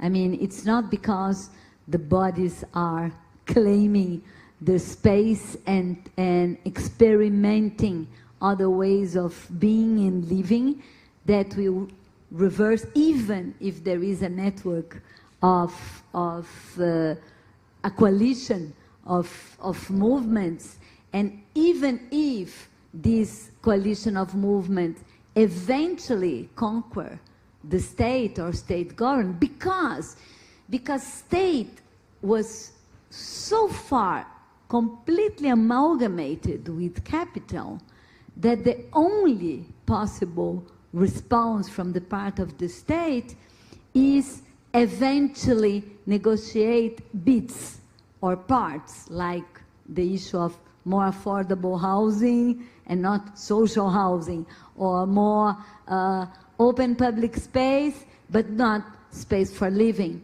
So those are the limits that we have. So having said that, I see the anxiety of everybody to see those movements reverting the policy and urban policies like today or in 5 years from now.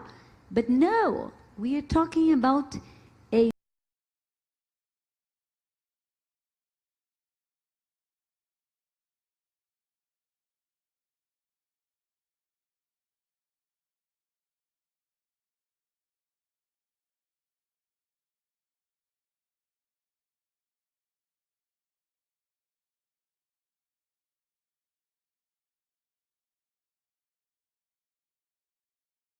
we're talking about a deep process that is just impossible, even if it's inscribed in law. So my last question also relates to one thing that CAROLIN has said.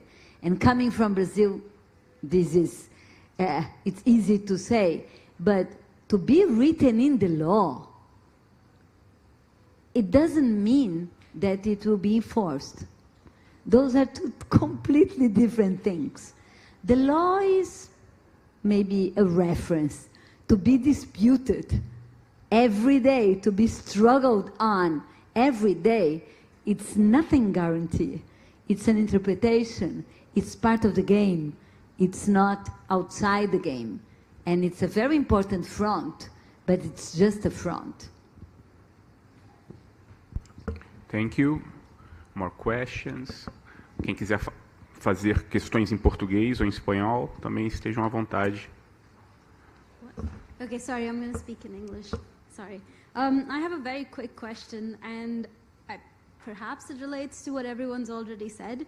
I've written it down, so hopefully it's concise. Could you quickly summarize from your understanding, because each of you presented different sort of, not different perspective, but different context.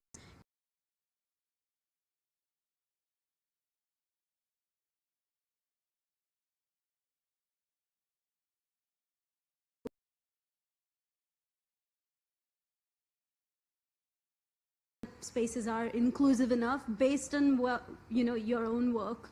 So it's more a question of what do you think, not this is what theory says, etc., etc.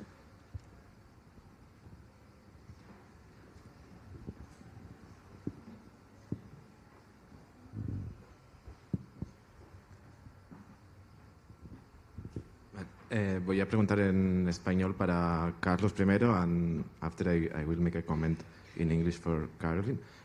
Para Carlos, has mencionado, bueno, varios ejemplos y quería hacerte una pregunta también en relación a la teoría que has mencionado, Lefebvre, Harvey, etc. Y, por ejemplo, pero cuando hablabas de tus ejemplos más empíricos, no has mencionado en ningún caso, por ejemplo, las diferencias de clase. Y, por ejemplo, comentabas que la bicicleta es un objeto político y es evidente que es un objeto político frente a ciertas dinámicas urbanas, pero también es un objeto, puede ser un objeto de poder, ¿no? Y cómo, simplificando, ¿no?, los gentrificadores o ciertos actores en las ciudades utilizan este medio de transporte. Y muchos otros ejemplos, ¿no?, que has citado de resistencias. Y en este sentido, I want to link with Caroline and the debate that she opened, no? And how we can analyze this in a critical way, this kind of movements, because there are class, gender, and other issues that are also inside of these movements and also inside of these expressions in the urban space, and we have to analyze this in a critical way. So, yes, thank you. Last questions? Okay.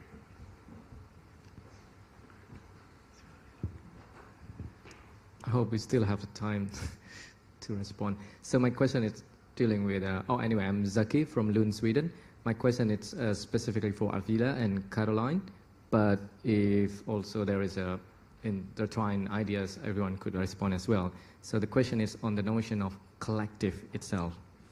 But apologies for missing the earlier part of your presentation, Caroline, but if you haven't touched upon this, so the notion of collective outside of the materiality of itself, how do you see from each of your case? Because seeing from the way you present today, the stress on the material aspect of the city in the context of the collective resistance, it's quite heavy. But how do you see the collective outside of the material aspect, which could be from the ideas on the feeling, on the experience, or anything else that you probably noticed from the case? I'm just wondering to see, probably in its case, you also have that kind of ideas, which is probably we could discuss further and probably also beneficial for others who touch upon the idea of collective. in non-material aspect of it. Thank you.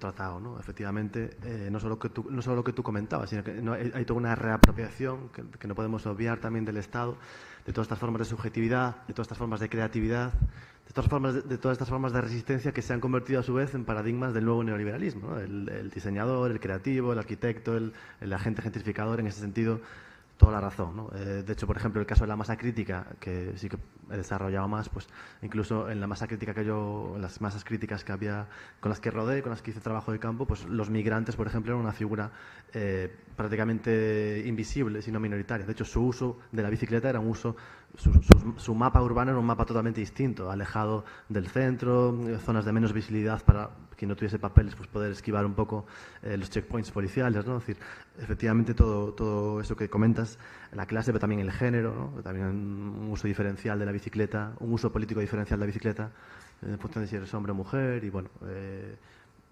simplemente eso, ¿no? Que tienes, en los dos casos, en los dos ejemplos que puse de politización de un tipo de materialidad ordinaria, en el caso de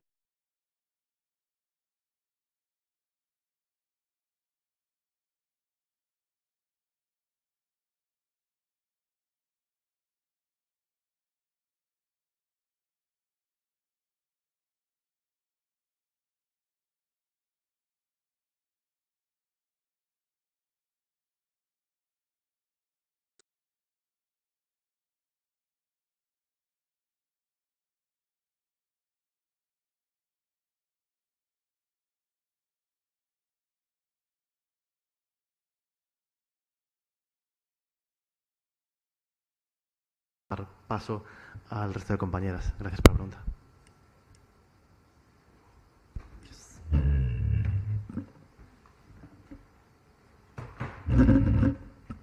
Hi. I'm really happy and thankful about your comments, questions and thoughts. I appreciate when the discussion gets emotional. Whether the statement I gave in the end was provocative, I know, but that's how discussions are going to start. But you have to understand that this provocative question is embedded in the Berlin context and Berlin case, and especially addresses the collective networks in Berlin. And when I say that there's no chance for a right to the city for everybody in Berlin, it is because I observed the collective networks who are trying to involve everybody there. They failed. They really failed on a high level.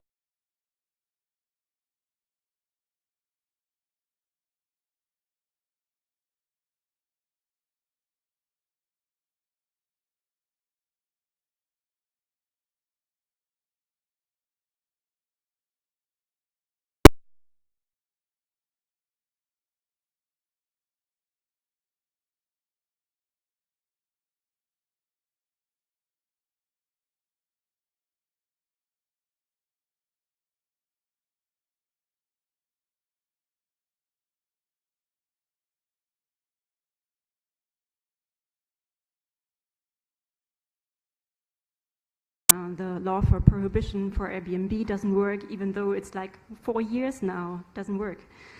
But you have to fight this. There's a shift in Berlin at the moment. I would say it's a governance resistance shift somehow, because the initiatives are working together with the municipalities, selling together the ground back, the ground of the houses and the ground of districts, to initiative new projects where the movements or the actors are involved in. So there is a shift. but it's like, yeah, I can name maybe 1 or 2 examples of them now over the last half year. So it's like really new shift.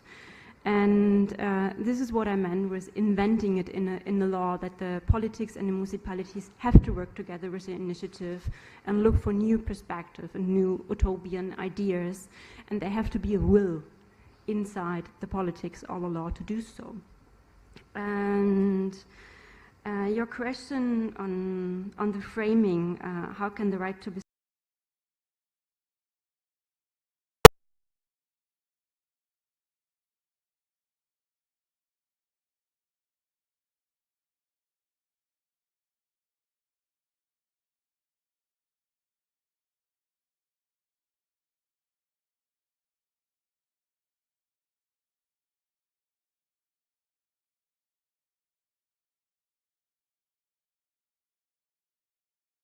to the oeuvre, as Lefebvre said, because you can't afford a living there.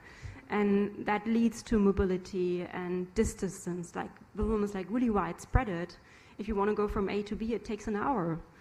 So this is why I took housing as a framework there, because from there on you can go deeper and deeper.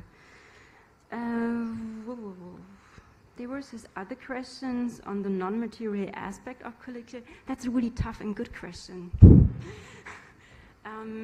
Let's talk about that later. Yeah. So, is there something else you want to add? Yeah. Sure. Thank you, Caroline. Okay, I liked a lot the question about how to frame the right to the city, because I think that sometimes we think it's something that is just given. And nowadays I'm working in a project which is called Conciencia Urbana. Because I initially studied the student movement like from a general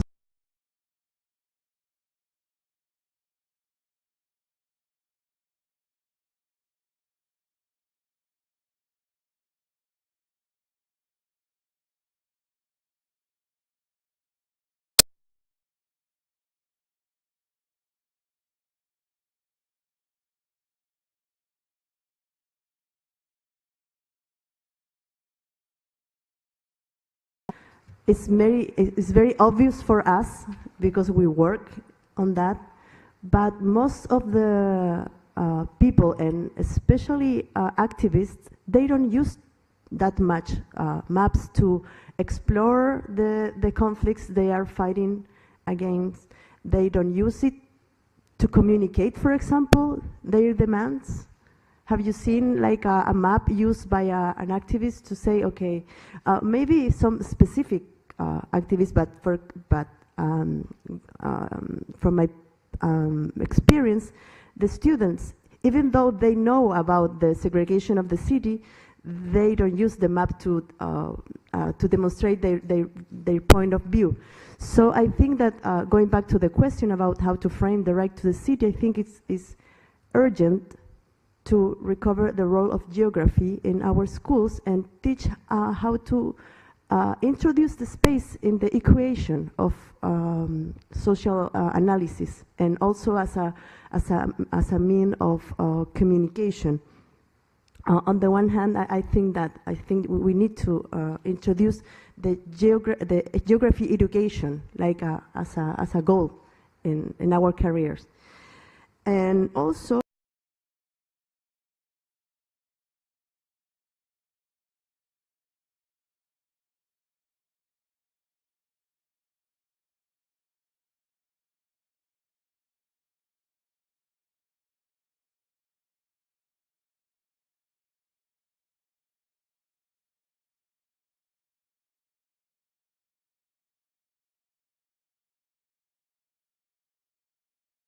and we don't see family or private spaces as emancipatory spaces. So I think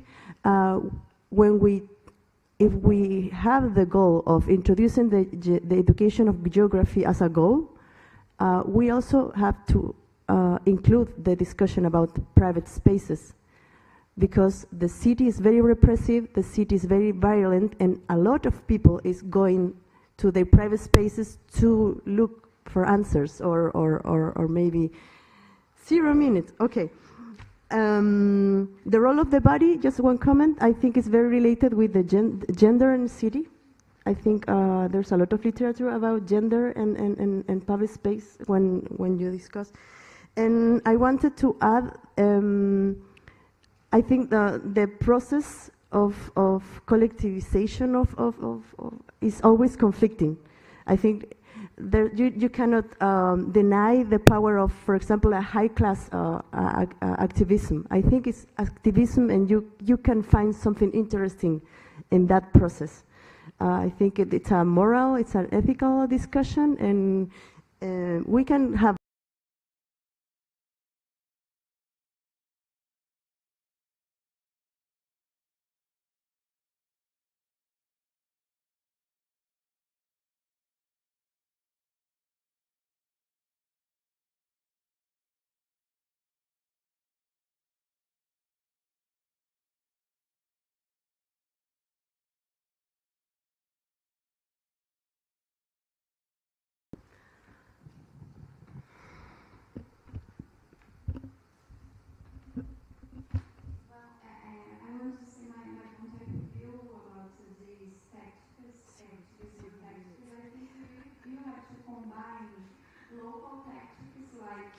direct actions with the body in the streets, the body in the space, and also reclaim for a regulation of the states, because if you only the states can be inclusive of many questions and thinking like global. So as we saw a little bit this morning in Recife, Brazil, we have a case like that the group of activism is fighting for more demands, like social housing, for example. When you focus only on parks, maybe you can see more segregation questions at the city. So I think you have to combine the old right of the city, as we saw before, the welfare states, and then combine into direct actions for resistance. That's all.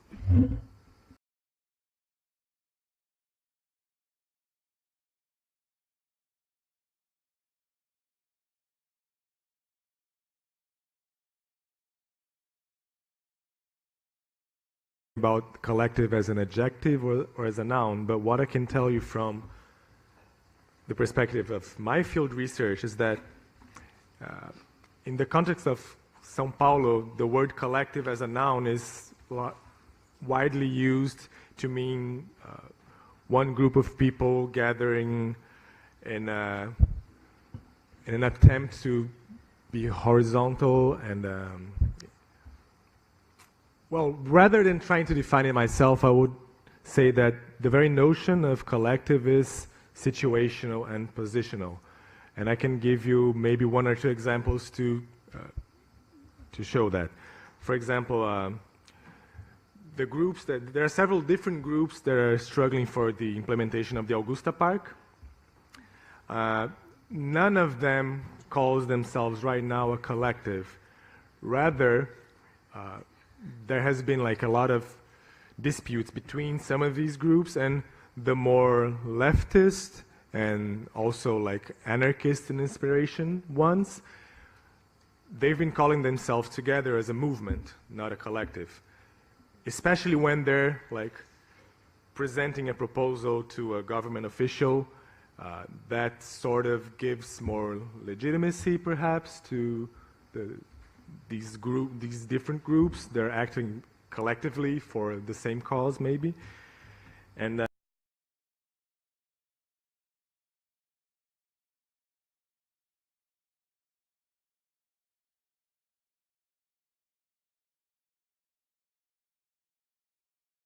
this big meeting in the city hall with the Secretary of Justice, other secretaries, and people from the Augusta Park movement.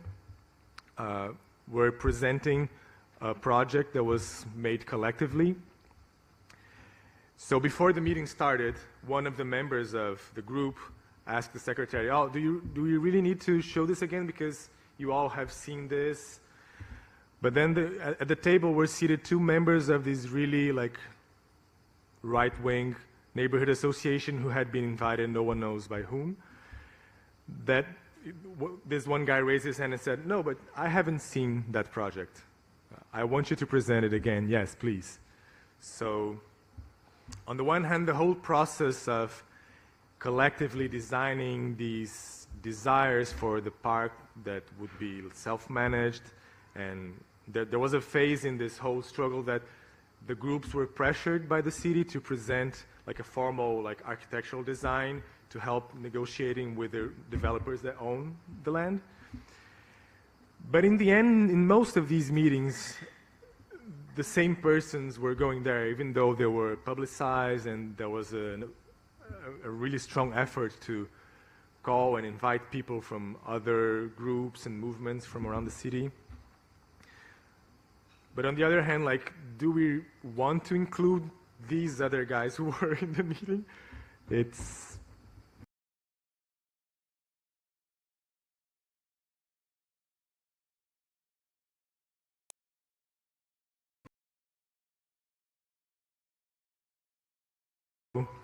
whether the spaces are inclusive enough or something along those lines, and I would answer to you never, because everything is in process all the time. Like, these things don't have I do not believe that we have one single way that society will follow. I think these things come and go all the time. You know?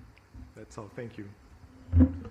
Thank you to everyone. It was a nice session. So now it's the time for the coffee break. And the next session, it will be in 10 minutes. Thank you.